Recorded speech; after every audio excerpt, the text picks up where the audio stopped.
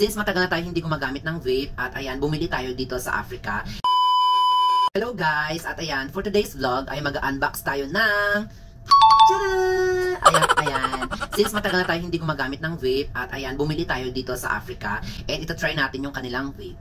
And this is around, nasa $15 o kaya nasa Pilipinas ay 750 to 850 pesos. So ito ay meron siyang 1,000 puff din siya. And ang brand niya ay Vozol. Ayan. Basta yun.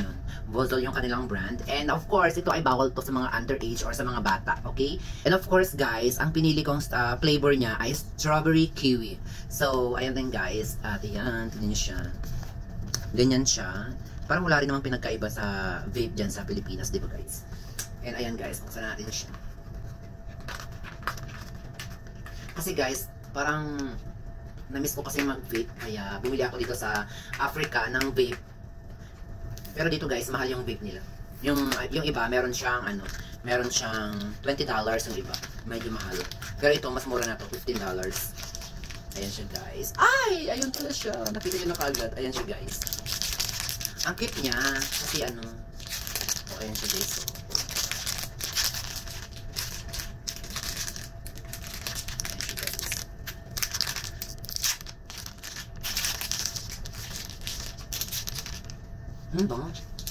Bango siya guys. Ayan siya. Ayan, cute. Cute siya oh. Siya guys. Cute siya guys, no? Ayun oh. So, tikman na natin siya guys. Excited na ako. Tagal ako hindi nag-vape. Ito pa yung vape ko dati oh. Ito. Ayan. Ito yung dala ko galing pang Pilipinas to. And ito yung binili ko dito sa Africa. Ayan. Go. Try na natin siya. Ay, meron pa pala yun. Baba! Ay, meron pala guys, sorry. Alam ko na kasi hindi nag-vape.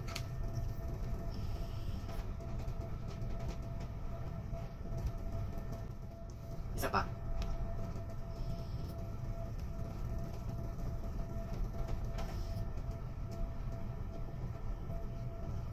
Perfect. So, ganito lang siya guys. Hindi man siya masyadong pasabog. Pero cute siya, diba? Ayun guys, thank you for watching.